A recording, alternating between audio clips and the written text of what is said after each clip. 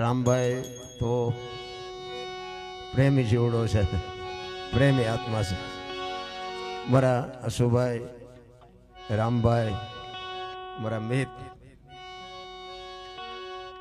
ભરતસિંહ, આ બધા અમારા નાતીલા કહેવાય, અમારું કુટુંબ કહેવાય.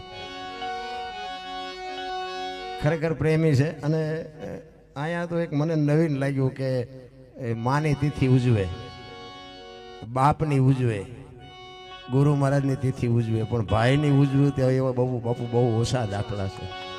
ભાઈની તિથિ જ્યારે ભાઈ ઉજવતો હોય ત્યાં આપણી સાથી ફટે. રામાયણ જેવું કંઈક છે આ દુનિયામાં.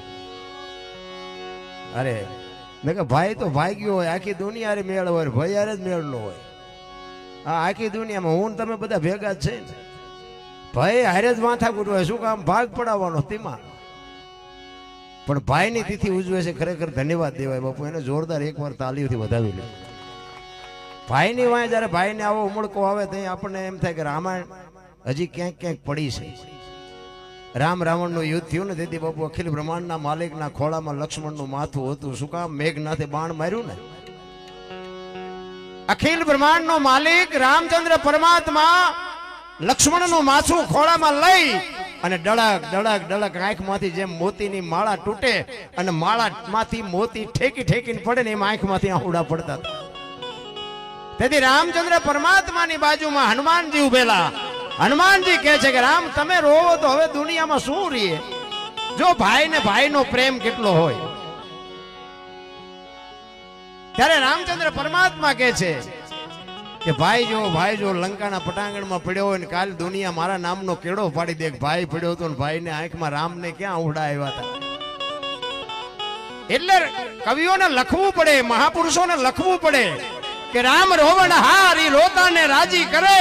આ તો વાલપનો વ્યવહાર રોય બતાવે રામજી રામ. તમારે ને મારે મરી જવાનું છે, વાત પાકી છે ભલામણ. પણ આપણે મર્યા પછી જો ગામમાં 5 જણા હરખી તો રોવે નહીં ને જીવાય ન કહેવાય ને ભલામણ. હે જીવન મળ્યું છે, મોજ કરી લ્યો ભલામણ. એક દિલ્હીનો સિકંદર બજારમાં 500 ઘોડાનો રસાલો લઈને નીકળ્યો ને તેથી એક ફૂટપાથ ઉપર ફકીર હૂતો હતો. એને ફકીરને આમ જોયો ને એ પાણાનો ઓશીકું કર્યું છે, પગ ઉપર પગ ચડાવીને બીડીની ટેકાવીને બાપુ હૂતો હતો. અને સિકંદર જોઈ ગયો, રસાલો ઉભો રખાવ્યો, ઉભા રહો મારે ઓલા ફકીર પાસે જવું છે. જો મસ્તી કોને કહેવાય? દુનિયા વાતું કરે છે, આપણે ગમે એને પૂછો કેમ છો કે મજામાં. માલપા ભડકા જેટલા હોય તો એના ખબર હોય. દવાખાનામાં ઉપરા ઉપર પીડ્યા છે તો અહીંયા જાવ કેમ છે કે મજા હતા. મજા છે ત્યાં શું હુંવાડે ઉતાવશો? તો ઘર ભેગા થાવ ને. બધા મજા જ કે છે. મજા કોને કયો છો તમે? ફકીરી કોને કહેવાય? મસ્તી કોને કહેવાય? મોજ કોને કહેવાય? એ સિકંદર બાપુ ફકીર પાસે જઈને કીધું કે એ ફકીર માઈક તને મોજ આવી માઈક. ફકીરે આમ નજર કરીને કીધું મારે કાંઈ જોતું નથી, જ્યાં જાતા અહીંયા જાઓ. સિકંદર ને પરસ્યો વળી ગયો કે આ જો અત્યારે એમ કે દિલ્હીનું રાજ જોઈ છે તો લખી દો. ભાઈડો કે કાંઈ નથી જોતું. ઈ કે પણ હું દિલ્હીનો સિકંદર બોલું છું. મેં ક્યાં પૂછ્યું તમે કોણ છો? મેં પૂછ્યું તમને, તમે આવ્યા છો મારી પાસે. એમાં ભજન વાળા ને અહીંયા ભજન આવે અને ભજન વાળા ને અહીંયા જ ભજન વાળા આવે. મારા માજી ઓફ થઈ ગયા ને 2011માં. તેથી આ બાપુ હતા, પૂછો નાના મોટા 63 કલાકાર આવ્યા હતા. કેટલા 63 મને આજે ખબર છે. મેં 3-4 ને આમંત્રણ આપ્યા હતા, પણ નાના મોટા બાપુ 63 જણા આવ્યા હતા. ત્યાં આપણને એમ થાય કે આપણા ગુરુની કંઈક માથે બાપુ મેર છે ને કે બાંધ્યાય કોઈ નથી આવતા ને હામાય નથી મળતા. એ ભજન હોય ને અહીંયા જ બાપુ ભજન વાળાને તણાઈને આવવું પડે. દીવો હોય ને અહીંયા પતંગિયું ભલે હળગી જાય પણ અહીંયા આવે. એમ ભજનની જરૂર છે. સિકંદરને એમ થયું કે હારો આને પહેરવા લુગડું નથી અને તોય ભાઈડો પણ કે કાંઈક તો માગી. કે હું માગવું તો હમણાં ભૂખ લાગી. સામેની ડેલીમાંથી એક બેન આવીને ખાવાનું દઈ ગઈ. એક ભાઈ નીકળ્યો એને બીડી આપી. આ બીડી ટેકાવીને હું તો છું. હાજે બીજી બેન કોક નહીં ખાવાનું આપે. અને સિકંદર એમ થયું ઓહો આને હજી હાજે ખાવાનું ઠેકાણા નથી તોય ભાઈડો ભરોસે બેઠો છે. મારી પાસે મૂક્યાનો માર્ગ નથી તો હક નથી. આપણે બધા સિકંદર જ નથી ચીને હક ચીને છે. આ તો સિકંદરનું નામ લેવું પડે, બાકી આ આપણને જ લાગવું પડે છે. પછી સિકંદર કહે છે કે હું જદી આ દુનિયા છોડીને જાઉં, ખુદાના દરબારમાં જાઉં, તેથી ખુદાને કહેવું છે કે આવતા જન્મમાં મને આવી મોત દેજે, આવી ફકીરી દેજે, આવી મને મસ્તી દેજે. અને પછી જે ફકીર બોલ્યો ને બાપુ, ઈ જીવનમાં ઉતારવા જેવું છે. ફકીર કે હું કયો છો? એ કે હું આ દુનિયા છોડીને જાઉં ને તેથી ખુદાના દરબારમાં મારે કહેવું છે કે આવી મને મોત દેજે. અને પછી ફકીર કે હવે તમે કેદી મરો, કેદી જાઓ ને ખુદાને હેરાન કરવો, એના કરતા એન પા કૂતરો બેઠો છે, એન પા તમે જમાવો, રસાલાને જવા દો ને, અત્યારે મોજ ચાલુ થઈ જાય. લ્યો આ પતે એવું છે. આપણે વાતું થાય છે મારા રામ, કરણ શું લઈ ગયો, રાવણ શું ખોઈ ગયો, ને પૈસા તો હાથનો મેલ છે, ને લાવો એક બીડી તા ઉખાડીને એક લઈ આવો ને જોડી. એમ નથી. જીવન કઈક જુદું છે. તમે હું છે ને મથી છે કઈક જુદા. માણસનો અવતાર મળે તો એમ થાય કે બાપુ જીવે એવું હવે આવ્યું. આપણા ગઢાય સારું કપડું જોડું નથી પહેર્યું, ભલા મને રોટલો ઠરીને સારો નથી મળ્યો. આપણા છોકરા કાજુ બદામની ઓગેટ કરે છે, આપણને પાર લે નથી જોડ્યું. એટલે જીવે એવું નથી.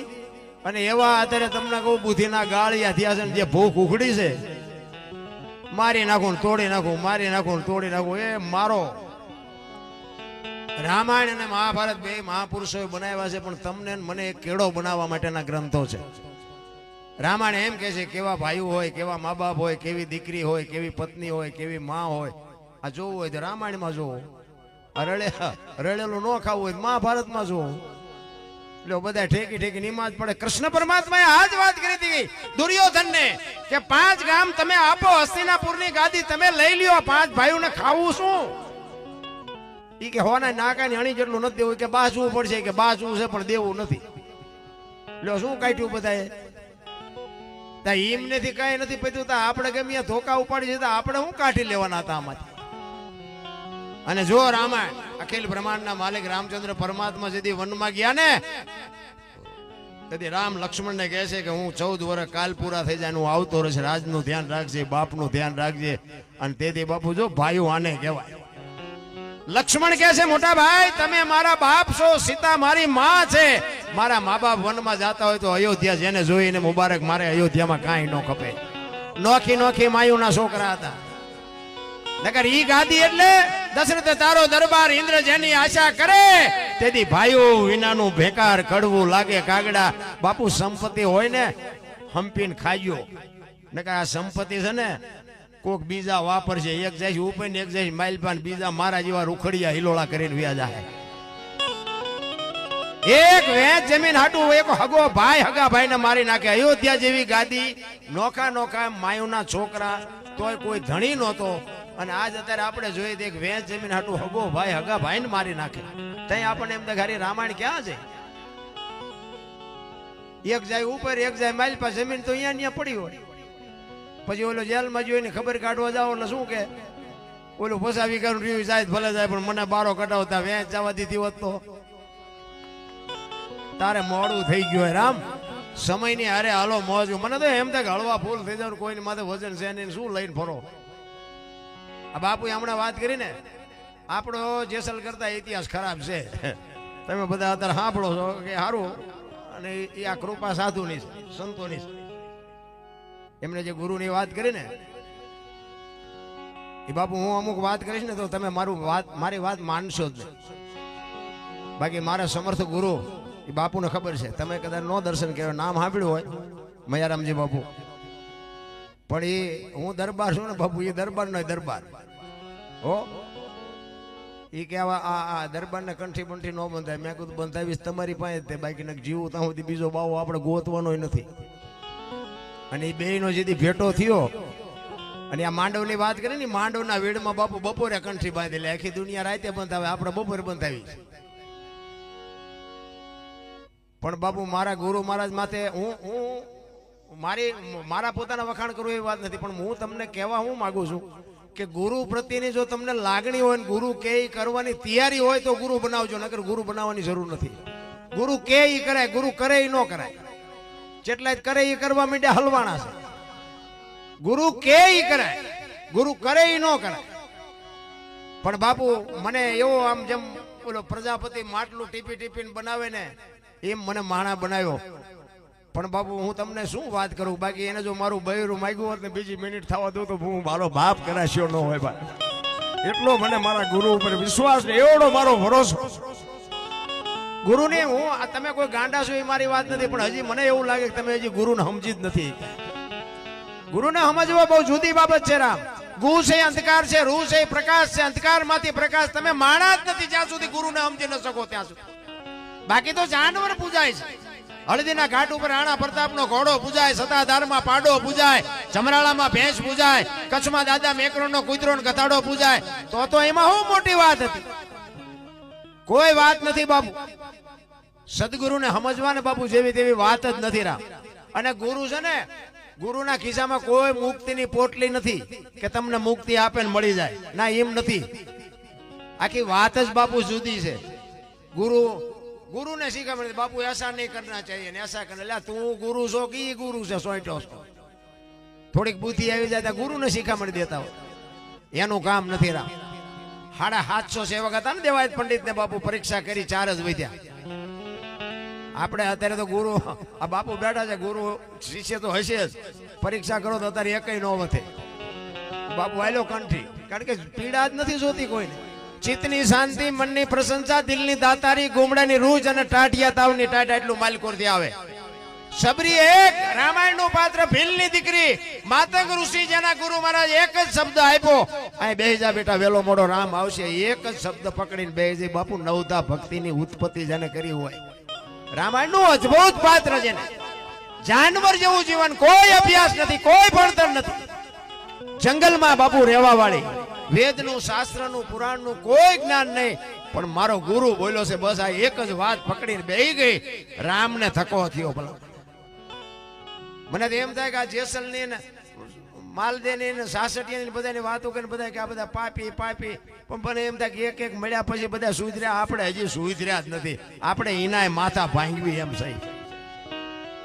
ધરતી કબજ્યો હતા, બધા ખરાબ ઉપર જોઈને બોલતા હતા શ્રી રામ. મેં કીધું આ બોલ્યા હોત તો થાત જ નહીં. આપણને એમ થાય કે આખી દુનિયા સુધરી જતા, નવા કોટા ફૂટ્યા હોય એવું નથી લાગતું. આ કોરોના આવ્યો હતા, અમારી વહુ છે ને અમારા છોકરા છે ને અમારા બાપા છે, કોઈ અડતું નહોતું. મારા સોંટ્યા હતા બધા. એટલે તારી વહુ છે ને જાને જીસીબી પાણા હડસેલ લઈને હડસેલતા હતા. એટલે આ તારું તમે કહેતા મારી વહુ છે જાને. કોકને મારીને જીવવું છે આ દુનિયાને. જગત છે ને બાપુ દુનિયા દોરંગી, દુનિયાના ધોકા ધરવાનો કોઈ અર્થ નથી. પણ ભજન જીવનમાં છે ને જરૂરી છે. મારો કહેવાનો મીનિંગ 5 તત્વ માણસના છે.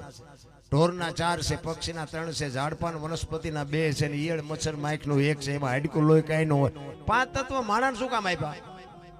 આ દુનિયાના બૂસ મારવા 5 તત્વ આપ્યા છે. તો બાપુ આ માણા જેટલું દેખાય છે ને આ બધું માણાએ કર્યું છે. આ મકાન ગયો, આ સાઉન્ડ ગયો, પેટી ગયો, તબલા ગયો, આ બધું માણાએ બનાવ્યું છે. ભગવાને નથી બનાવ્યું. માણાએ પોતાના નોલેજ થી બનાવ્યું છે. નોલેજ બનાવવા વાળો કોક બીજો છે. તો તમે આટલું બધું કરી શકો તો ભજન ન કરી શકો? મીરાએ એટલે કીધું ને આત્માને ઓળખ્યા વિના લક્ષ 84 નહીં મટે. વાણી બધી કહે છે પણ નકરું ગાયે બોલ્યા કાંઈ વળે નહીં. હમણાં ભરતસિંહે સાખી કરી, જો કે સાચી સાખી કીધી ને એટલે હું તમને કહું, નકર ન કહેવાય, કોકને ખોટું લાગે. એમને ગણપતિની સાખી કીધી ને કે ગૌરી તમારા પુત્રને સૌથી સમરીએ મોર, 100% સત્ય છે. ને તમે જ્યાં સાંભળો એ સાંભળજો. એ સાખી કેવી રીતે ગાય બધા? ગૌરી તમારા પુત્રને મધુરા સમરે મોર. ગણપતિને મોરને શું હગું શું થાય? શું હગું થાય? અને મોરને જો સમરતા હોય, ગૌરીના પુત્ર મોરને સમરતો હોય, તો પછી કાગડાને પારેવાને નિમ્ન નો સમરે? મોર આરે શું હગું શું થાય? આ શબ્દની જ મારામારી છે. શબ્દ જો પકડાઈ જાય ને, કારણ કે કોઈ કહેતું જ નથી, બધા માથા જ હલાવે છે. મજા આવી પણ આ શું ગાયું એ તો કયો. એક વાણી કહે છે, પેલા મેં જન્મ્યા, પછી જન્મ્યા બડા ભાઈ, ધામધૂમથી મારા બાપા જન્મ્યા, પછી જન્મી મારી માં. વાહ ભાંગી નાખે કે નહીં કહો? છે સાચું, એ તમને ન સમજાય તમારો પ્રશ્ન છે. વાણી સમજવાની જરૂર છે, મંથન કરવાની જરૂર છે. ભોળાનાથનો દીકરો કે ગણપતિનું માસું કે ભોળાનાથે કાપ્યું અને હાથીનું લગાડ્યું. તો હું એમ કહું છું કે કાપ્યું ત્યાં જ નહીં પડ્યું હોય. માણાના શરીર ઉપર હાથીનું માથું તો આવડું હોય, ફીટ થાય તમને જેમ લાગે તો સાચું જ છે. નકર તો આ હાથું કેવું છે, રહેવા દેતા છે મૂર્તિઓમાંથી જ પાડે હેઠા. આપણા ચકડા ગઈ ગયા એટલે નથી સમજાતું. આની માટે સદગુરુ જોવે. એક વાણી કહે છે, રામ કિસી કો મારે નહીં, એસો પાપી નહીં રામ, આપે આપ મર જાતે ને કરતે કુડે કામ. રામ કે કોઈને મારતો નથી. તો વાલીને રાવણને આ બધાને કોઈને માર્યા હતા? રામાયણ કહે છે હું નથી કહેતો, એ સાચું છે, નથી મારતો એ સાચું છે. આ સમજવા માટે સદગુરુ જોવે. એમનામાં બધું સમજાતું હોત ને તો બાપુ આ ભેખની કોઈ કિંમત. અરે અમારા ગુરુ તો એમ કે કોઈ સાચું મળે, કોઈ ભેખ આમો મળે, અને તમે જો સીતારામ ન બોલી શકો ને તો મરી જાજો, કે તમને જીવવાનો કોઈ અધિકાર જ નથી. અરે સંતના બાપુ એક ટકોર હોય, ટકોર માણાની. એક સાચું હામો મળે ને તમારા મોઢામાંથી સીતારામ ન નીકળે તો તમને જીવવાનો અધિકાર જ નથી. અમારા ગુરુના શબ્દો તો બાપુ કાળજું ફાડી નાખે. અને એવા સંત વગર બાપુ ટીપું નથી પડે એવું કોઈને. અત્યારે બધા પંપાળે છે એટલે નથી ઉતરતું. આવતો રે બટા, આવતો રે, આવતો રે. આ બટા બટા નો કરાય, ચીપિયા ખખડાવાય. આ એમ આયલું છે બધું. અને સંતોને એમ છે કે આમને માંડ કઈક માર્ગે ચડતા હોય, એ નથી કઈ ભીહ મારતા. ધીરે ધીરે કઈક ફોલે. આ પ્રસાદી ખાવાનું પીવાનું ગાડલા આ બધું શું કામ છે? ભજનમાં મરે આવે ઈ હાટું, બીજું કઈ છે નહીં. કોઈ અરે ભલામણ અમે તો શરૂઆતમાં ભજન શીખ્યા ને, અમારા ગામમાં ભજન હોય ને ત્યાં 2 વખત કાવો આવે. કાવો, ચાય નહીં, નાસ્તો શીનો હોય. આ તો અત્યારે તમે જોવો તો કે સૂકી ભાજી છે, ભેળ છે. અરે આપણે એટલે આ ભજનનો નિયમ નથી, પણ આ બધા ભજનમાં રોકી રાખવા હાટું જ્યાં ત્યાં જો મરે તો માલપા.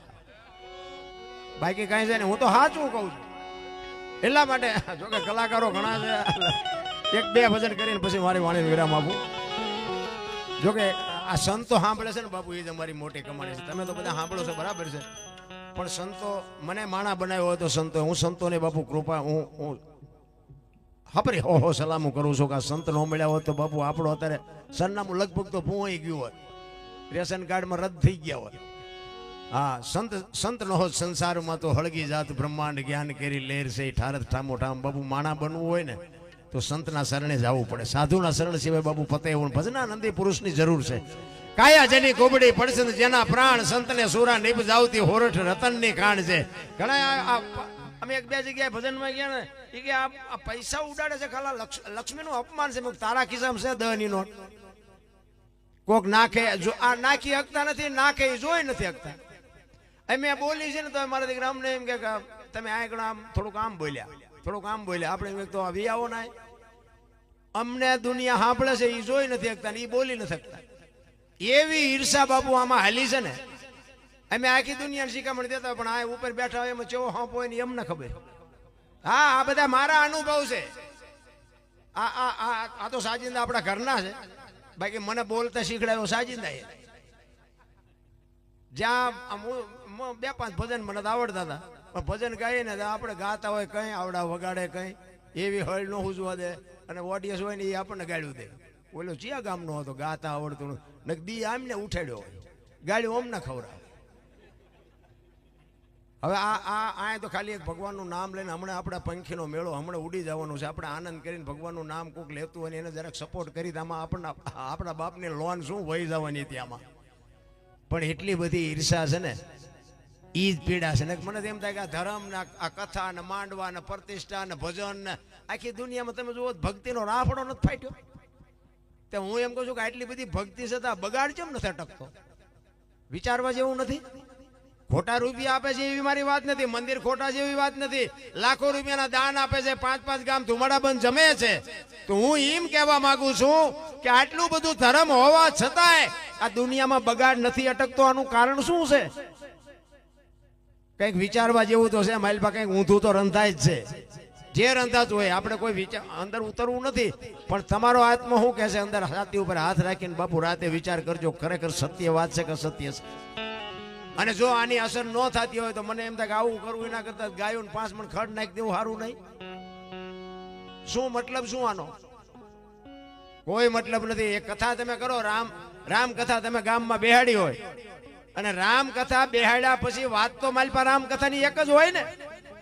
અયોધ્યા નગરી દશરથ રાજા 4 દીકરા રામ વનમાં ગયા, સીતાજી રાવણ લઈ ગયો ને રામે રાવણ ને માર્યો ને આવતાર્યા. વાત તો આવડી આજ છે ને, બીજું શું છે? એક ને એક વાત સાંભળીને શું કામ છે?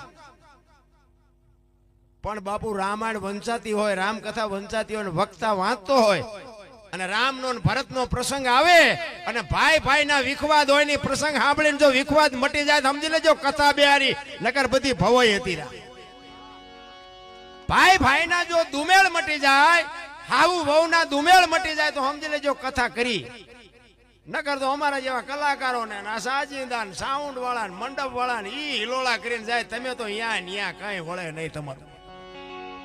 કથા બાપુ જીવનમાં ઉતરવી જોવે. કથા બેહાડે કાંઈ ઓલા ગામમાં કે ફલાણે બે આપણે કે એના કરતા હારી કરો, બીજા ગામમાં કે આપણે એના કરતા હારી કરો. એટલે આમાં વાત કરવાની વાત નથી, જીવનમાં ઉતારવાની વાત છે. જીવનમાં ઉતરે નહીં તો શું ભલામણા. તમે મોરારી બાપુને લાવો તો શું, જીગ્નેશ દાદાને લાવો તો શું, કંપના માલ બાપુ સારું ઢાંક્યું હોય તો આમાં શું મોરારી બાપુ કરે. લેવું છે કોને શું એની વાત. વરસાદ જાય, વરસાદ તો આમ મૂળ તો બધું હરકો જ પડે ને, આમ ખેતરો બે ખેતરોમાં હરકો જ પડે ને. પણ લેવું છે કેટલું, ગ્લાસ જેટલું ગ્લાસ મૂકે ને ગ્લાસ જેટલું આવે, ડોલ મૂકે ને ડોલ જેટલું આવે, માટલું મૂકે ને માટલા જેટલું આવે. કોક અભાઈ ગયા ઊંધું મૂક્યું હોય કોરે કોરું રહે. તમારે શું લેવું છે તમારે જોવાનું ને. મજા એની છે ને કે મને તો એમ થાય કે આપણા ગઢા એટલું કરી નહોતા શકતા, એટલું અત્યારે પૂર્ણ દાન ને ધર્મ થાય છે, પણ આ બગાડ નથી અટકતો. ત્યાં આપણા અંદર આપણો આત્મો કકડે છે કે હારું આ ક્યાં જાય છે, આ બધું કેમ કાંઈ અસર નથી થતી. એટલા માટે એકાદ ભજન કરીને પછી મારી વાણીને વિરામ આપું. બધા બાપભાઈ છે, નીતિન બાપુ ધાંગધ્રાથી આવ્યા છે, બધાને આપણે સાંભળવા છે. એટલે જોકે મેં હમણાં કીધું એમ ભજન વાળાની ભજન જગદીશભાઈ આવ્યા છે.